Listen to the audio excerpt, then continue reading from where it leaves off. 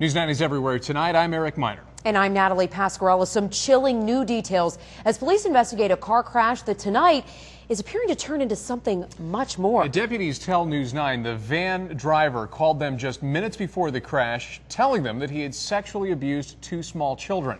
News 9's John Paul's been working this story all day. He's live for us tonight with the latest. John. Well, Eric, Natalie, 44-year-old Charles Lewis is the man who died in that crash today. We're learning he is a registered sex offender, and he was living with a woman and her two small children. Police were actually on their way to his home when he crashed into that tree, and I spoke with troopers just a few minutes ago.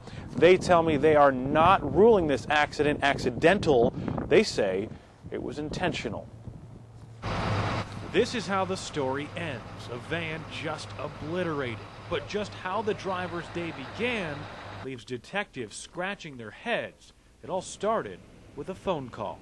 The call originally came from the suspect himself. Some indications that he had committed a sex crime against two very small children.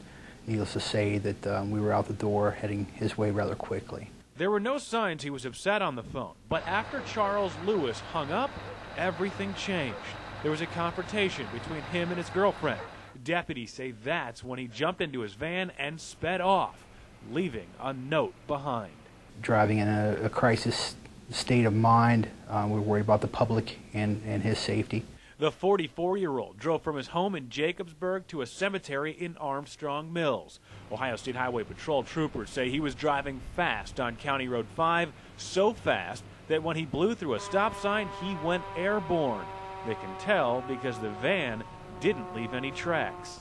Well, you can see where he left the roadway. There's nothing in the grass, no kind of marks. There's no sign of evasive action or anything like that. It's just straight into the tree. Lewis was dead before police got there. But the story doesn't end in the cemetery in Armstrong Mills. Deputies are still pursuing the case. Even though the charges are very, very unlikely here, we're still pursuing this as a serious matter.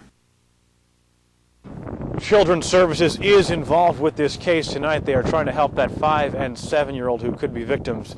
The deputies also tell me a lot more will be coming out about this particular incident in the next couple of days, and you can count on News 9 to bring that to you. Reporting live tonight, I'm John Paul, News 9 Tonight.